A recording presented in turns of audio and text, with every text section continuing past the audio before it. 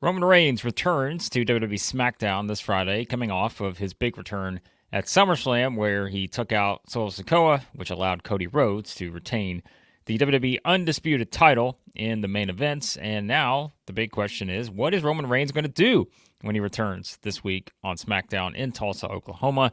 And you would expect that there's a lot of things he could do based on everything that kind of has been going on SmackDown within the Bloodline, and even, yes, when it comes to the Undisputed title with Cody Rhodes. And that's why I think it's going to be interesting to see what WWE does decide to do with Reigns as he does make his big return. We know he's going to get a huge ovation just like he did in Cleveland at SummerSlam. And now we try to figure out what is the next step in this Bloodline story to get us to all those big matches we've talked about before, whether it's Roman Reigns versus Solo Sikoa, Roman versus Jacob Fatu, the big War Games match that we would expect to get in November at Survivor Series in Vancouver, and just keep going, right? Roman Reigns and The Rock. There are a lot of other possibilities that are out there.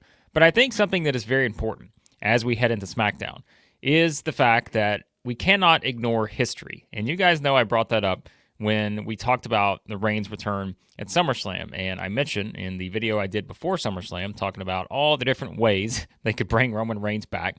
And I mentioned all the scenarios, right? I like the idea maybe of bringing Sami Zayn and Jey Uso into this thing, having everyone kind of in that same spot where you have everyone sort of looking around, trying to figure out, have we all really got ourselves back in this situation where we are here to defend the Bloodline? But as you also know, Roman Reigns only came back by himself. There was no one else with him, no Paul Heyman, no Jimmy Uso, none of that. But one of the bigger things at SummerSlam was the history. And that was not just what Solo Sikoa had done to kind of, run Roman Reigns' name through the mud as the tribal chief and the original tribal chief, now the OTC, as we're going to be calling him. But it was also about the history between Roman Reigns and Cody Rhodes. We cannot forget that WrestleMania 40 existed, right? It was something that happened.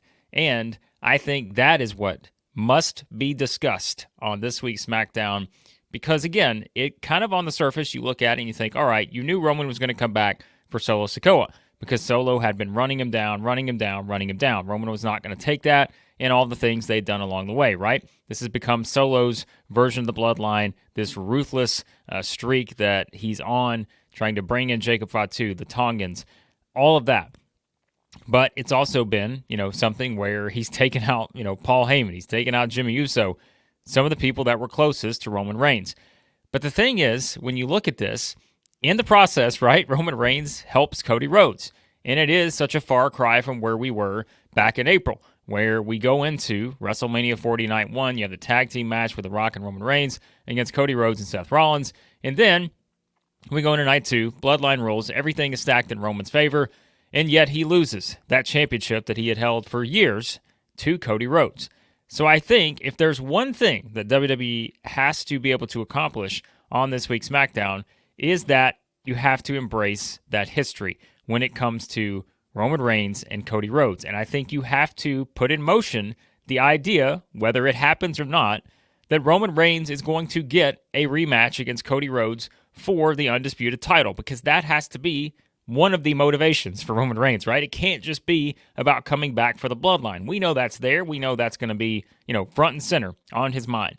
But I think just giving the nod to Cody, you guys know the shot we saw, in the camera shot and all that, seeing him kind of looking at Cody, leaning up against the ropes after he took out Solo at SummerSlam. But I think you have to really go into this, probably, the expectation is you're going to get some kind of interaction between Roman and the Bloodline.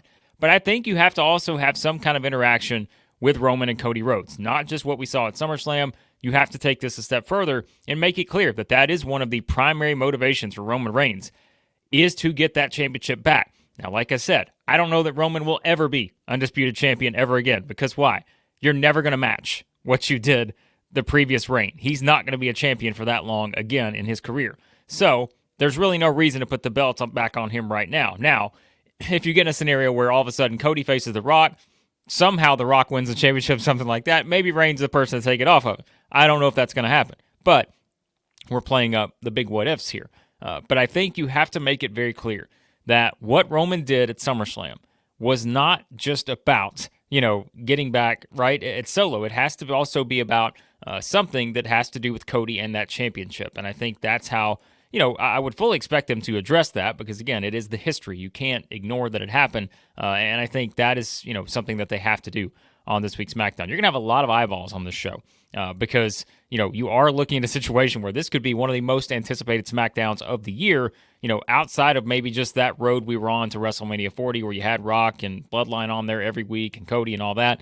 But this is the most anticipated SmackDown since then. WWE has been pumping this up, millions and millions of views across social media and everything for Roman Reigns' return. So I think that's one of the things that they have to do. Another thing I think that's very important that Roman Reigns must do on this show. You see kind of, this visual right here. Like this is the angry tribal chief, right? He gets in the ring, he does, the trademark move, and then he takes out Solo with the spear. But I think this is what I also want to see from Roman Reigns here, because you can't just have, I think, a tribal chief who, yes, at times has been calm, cool, and collected. He's been the guy who just sort of sits back and just, again, he's sitting at the head of the table.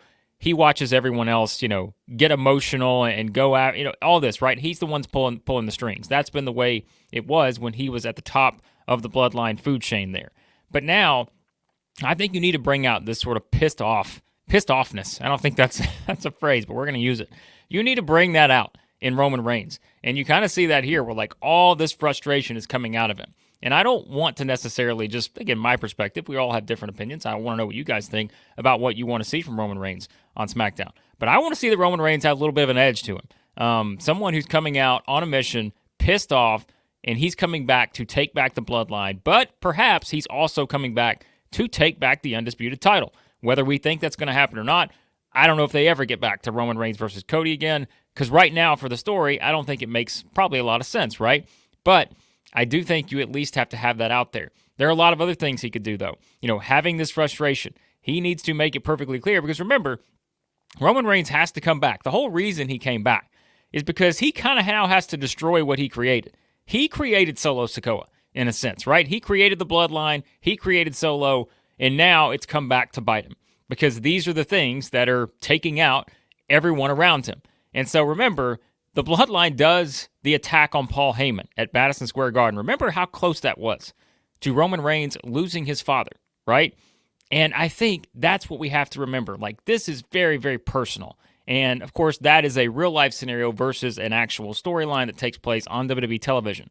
But I think you can use that, right? We've seen WWE blur the lines with everything before. And I think having a pissed-off Roman Reigns who is so frustrated with the bloodline, maybe it is to the point to where now all of a sudden, hey, he's so angry, he's going to bring back Heyman, he's going to bring back Jimmy.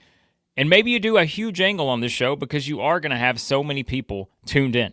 And I think that's a great opportunity. If you want to really, it all jump-started at SummerSlam, right? But if you want to kick this thing into another gear, maybe this is where also you get Heyman back and or you get Jimmy back.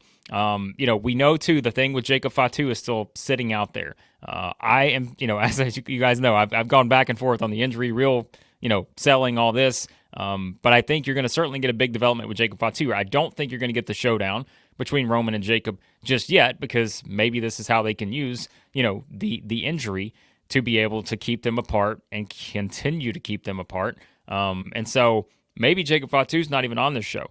We don't know, but he is one half the tag team champion. So there's a lot of things that are kind of, in motion here that they have to figure out with how they're selling this injury. If it is, also if there's legitimateness to it, then you have to figure that part out too. But I think, you're going to get Roman here. He's going to do the acknowledge me. He has to say that. I mean, you're going to get the, one of the biggest reactions for the acknowledge me Tulsa. It's going to be massive. And I think you don't want to lean too far into changing Roman's character very much, right? You want him to still be the tribal chief. And you still want him to be the person that, yes, he is going to get cheered now by virtue of the story that he's in, going against Solo, because people hate Solo a lot more than they hate Roman Reigns. And so now he's going to get cheered. But I don't think you want to just all of a sudden make him the guy who's coming out, shaking hands, kissing babies, all this kind of stuff. And I don't think WWE is going to do that. Previous era, perhaps they would have, because they would have made it very clear, like, hey, you were supposed to cheer this guy. Doesn't have to be that way with Roman Reigns now. And I think that's where they are able, perhaps on this week's SmackDown, to be able to bring up the history with Cody, making it very clear these two guys still don't like each other. And that's what we talked about in terms of the how could they coexist if Cody is somehow part of that War Games match, right? How is Roman going to coexist with the other original members of the Bloodline that they're going to bring back into the story? Jey Uso, Sami Zayn. How is he going to coexist with those guys, right? And I think that's what we talked about. That's why you delay all the other stuff at SummerSlam. You let all of this play out on WWE television over the next couple months to build us to that big War Games match, and you get all the interesting relationship dynamics between all of these guys as we head towards that. So on this week's SmackDown, have no idea what they're going to do, but I do want to see them address the fact that I think one of Roman's primary motivations here needs to be he wants that championship back, but he also has to take straight aim at the Bloodline and figure out where we go next. And like I said, there's a lot of things they could do here. Does Heyman come back? Does Jimmy come back? Do you have the Bloodline take out Roman? There's a lot of stuff you can do on SmackDown. So I want to know what you guys think. What do you think is going to happen? Give me your predictions for this week's SmackDown when it comes to Roman Reigns' return. What does WWE do? And what do we see from the original Tribal Chief, the OTC? What's going to happen on this show? As always, appreciate your feedback, guys. Be sure to subscribe button, hit the like button on your way out, and let me know your predictions for this week's SmackDown, the return of Roman Reigns.